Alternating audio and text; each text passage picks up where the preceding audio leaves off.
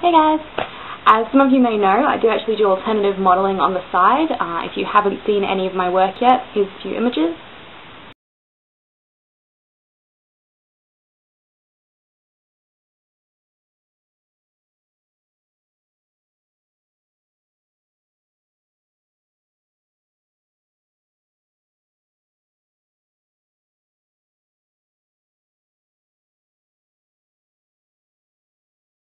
Australia is actually having its first alternative beauty pageant at the moment. It's called Miss Alternative 2010.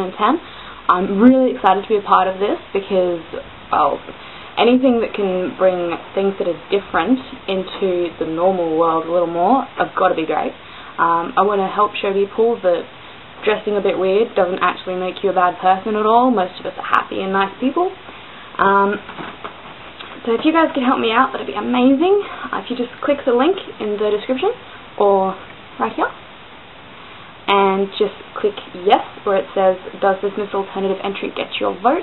It would mean so much to me.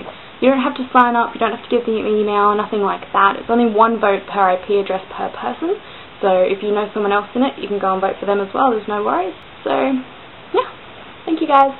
Have a good day.